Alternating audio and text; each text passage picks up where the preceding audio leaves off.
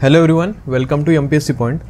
मित्रांनो, नुकताच काल 19 मेला तुमचा MPSC combine group B prelims 2024चा रिझल्ट आला आणि कट ऑफ नक्कीच सर्वांना निराशा देऊन गेलेला आहे, कारण कट ऑफ जास्त लागलेला आहे.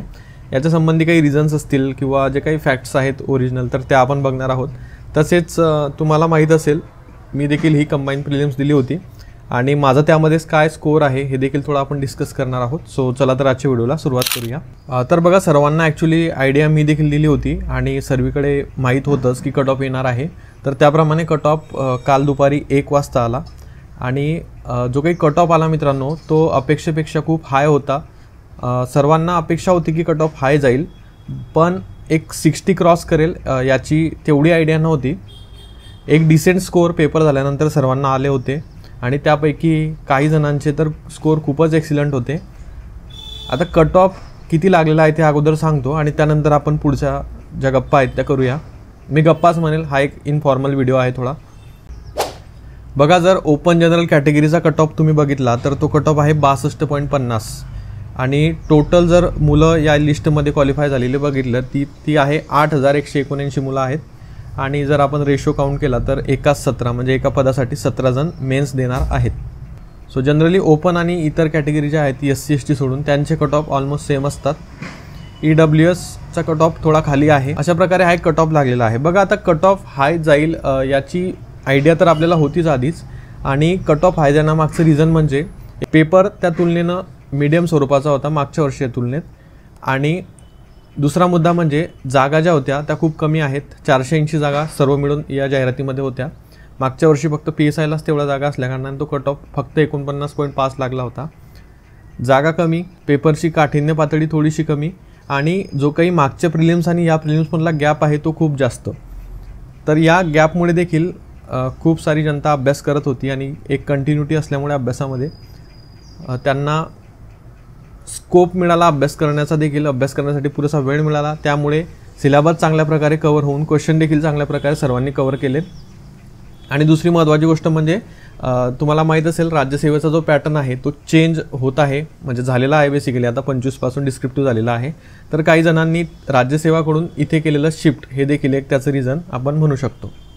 बरेच जण राज्यसेवा कट ऑफ क्लिअर करू शकले नाही, त्यामुळे त्यांनी कंबाईनला फोकस करून इथे मार्क्स घेतले आणि त्यांना स्कोर इथे आलेले आहेत. तर हे काही रिझन्स आहेत हा कट ऑफ वाढण्याचे. बघा, आपले मार्क्स कट ऑफपेक्षा कमी आहेत म्हणजे किंवा आपण खूपच मागे आहोत का, असा कुठलाही भाग नाही. कट ऑफच्या जवळपास खूप जण आहेत. आता जर हा कट ऑफ तुमचा थोड्या मार्कांनी हुकला असेल तर नक्कीच तुम्ही निराश न होता प्रयत्न सुरू ठेवले पाहिजेत. शेवटी प्रश्न हा 1-2 प्रश्नांचाच असतो, त्यामुळेच तुम्ही इन ऑर आउट होता. बाकी पास झालेल्यांमध्ये आणि तुमच्यामध्ये फारसा फरक नसतो अभ्यासामध्ये. त्या दिवशीचा आपला टेम्परामेंट, त्या दिवशी आपण कसा पेपर सोडला, कोणत्या मूडमध्ये आपण त्यावेळेस होतो, टेन्शनमध्ये होतो का, या सर्व गोष्टी मॅटर करतात. फक्त अभ्यास एवढाच मॅटर करत नाही प्रिलिम्स क्वालिफाय करायला. तर ज्यांनी कट ऑफ क्लिअर केला त्यांना सर्वांना कॉंग्रॅच्युलेशन्स आणि पुढे जे मेन्स होणार आहे तर त्या मेन्ससाठी शुभेच्छा. मला माहीत आहे तुमच्यापैकी खूप जण पास झालेले असतील, खूप जण काही 0.25ने गेले असतील, काही 1 मार्कांनी, 2 मार्कांनी, 3 मार्कांनी, 4 मार्कांनी. बघा मित्रांनो, एक गोष्ट लक्षात घेणे गरजेची आहे की जर कट ऑफ वाढलेला आहे त्यामुळे मुलांना मार्क्स आहेत असं आपल्याला कळतं, आणि जर मुलांना मार्क्स पडू शकतात तर आपल्याला का पडू शकत नाही, हा एक विचार आपण केला पाहिजे. म्हणजे याला कुठे आयोगाला दोष देण्यात किंवा इतर कुणालाही दोष देण्यात अर्थ नाही या गोष्टीमध्ये. जो कट ऑफ आहे तो जेन्युइन आहे आणि तेवढे मुलांना मार्क्स होते म्हणूनच हा कट ऑफ वाढलेला आहे. तर बघा, माझ्या बाबतीत जर सांगायचं झालं तर मी देखील ही प्रिलिम्स जी आहे ती एक 2-3 महिने चांगले मेहनत करून दिली होती. कारण या आधीच्या प्रिलिम्सला मी ओरिएंटेड टू यूट्यूब जास्त होतो. मला यूट्यूब ग्रो करायचं होतं, एक स्टेबल लेवलला आणायचं होतं आणि त्यामुळेच मी मागच्या प्रिलिम्सला तेवढं प्रिपेअर वगैरे केलं नव्हतं. पण या प्रिलिम्सला मी साधारणतः 2 ते 3 महिने फुल फ्लेज दिले होते आणि त्या महिन्यामध्ये मी जो अभ्यास केला तर त्याच्या बेसवरती माझे मार्क्स तुम्हाला जाणून घ्यायचे असतील. आता बघा, मी जेन्युइनली सांगेल, माझे जेवढे मार्क्स आहेत तेवढेच सांगेल. कुठेही मला दाखवायचे नाही की मला एवढे पडले आणि मी क्वालिफाय झालो, हे चुकीचं तुम्हाला सांगायचं नाही. सो मी देखील प्रिलिम डिस्क्वालिफाय झालेलो आहे. मला 60 मार्क्स होते 100पैकी आणि या 60 पैकी कट ऑफ 62 लागलेला आहे, 62.5, आणि तो कट ऑफ मी देखील क्लिअर केलेला नाही. मग असं आहे का की मी खूपच कमी आहे या कट ऑफपेक्षा? नाही. तर मला 2-2.5 मार्क्स अजून जर असते तर मी कदाचित कट ऑफ क्लिअर केला असता. आणि मी 60 मार्क्सवर होतो तरी देखील मी मेन्सची प्रिपरेशन करत होतो, म्हणूनच चॅनलला व्हिडिओज वगैरे नव्हते.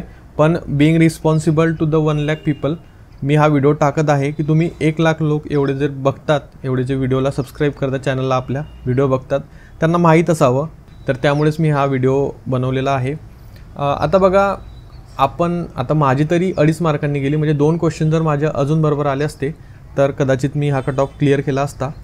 2 प्रश्न टेकिंग दी एक्झाम, जेव्हा तुम्ही परीक्षा देता तेव्हा ते 2 प्रश्न आपल्याला खूप मोठे वाटत असतात. आता तुम्हाला वाटत असेल की मी हा क्वेश्चन जर करेक्ट केला असता. सो एक माझं असं जेन्युइन ओपिनियन आहे की जेव्हा तुम्ही कोणत्याही गोष्टीला वेळ देतात तेव्हा त्याचा रिझल्ट तुम्हाला चांगलाच मिळत असतो. पण काही वेळेस काही गोष्टी आपल्या फेवरमध्ये नसतात, त्यामुळे आपल्याला अप टू द मार्क जाता येत नाही. पण तिथे माझ्या परफॉर्मन्सनुसार मला एक डिसेंट स्कोअर आला होता आणि थोडंसं जर मी अजून पुश केलं असतं तर आय थिंक मी क्लिअर केलं असतं. त्यावेळेस तर आपलं यूट्यूब वगैरे बंदच होतं ऑलमोस्ट मी म्हणेल, कारण मी नव्हतो बनवत व्हिडिओज वगैरे. एक प्रिलिम्सला मी फुल फ्लेज वेळ दिला होता. बट यावरून काय कळतं बघा की डेफिनेटली आपण नेक्स्ट प्रिलिम क्लिअर करणार आहोत. तो कॉन्फिडन्स आपल्यामध्ये असतो आणि त्यामुळेच एक कॉन्फिडन्स आलेला आहे असं म्हणेल. यातून शिकण्यासारखी हीच गोष्ट आहे.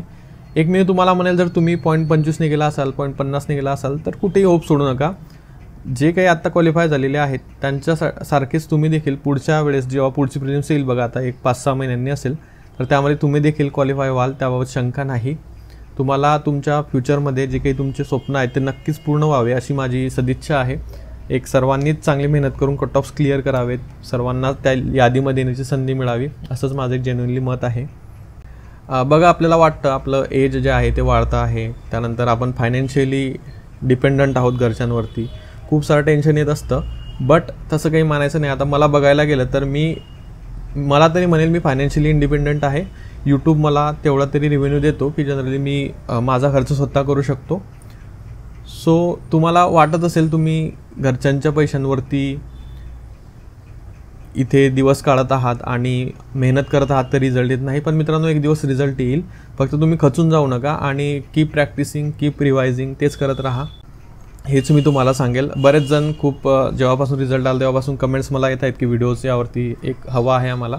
सो आता मी कुठलाही मोटिवेशनल स्पीकर वगैरे नाही किंवा मला हे या गोष्टी तेवढ्याशा शेअर करणे आवडत देखील नाही. पण as a responsibility to the 1 lakh people मी हा व्हिडिओ बनवत आहे. सो आत्ता आपल्या चॅनलला बेसिकली एवढे कंटिन्युअसली व्हिडिओ नाहीच येणार, because I will be also busy in further preparation. पण मी ट्राय करेल की वेळोवेळी आपण चॅनलला ॲक्टिव्ह राहू. आणि तुम्ही टेलिग्रामला वगैरे माझ्याशी कनेक्ट होऊ शकतात. टेलिग्राम ID डिस्क्रिप्शनमध्ये आहे. सो या व्हिडिओच्या माध्यमातून याच संबंधी थोडंसं बोलायचं होतं, तुम्हाला अपडेट देखील द्यायची होती. आय होप तुम्हाला हा व्हिडिओ आवडला असेल. व्हिडिओ आवडला असेल तर लाईक करू शकता. चॅनलला पहिल्यांदा आला असेल, काही डाऊट असेल तर कमेंट सेक्शनमध्ये लिहू शकतात आणि चॅनलला सबस्क्राईब करू शकतात.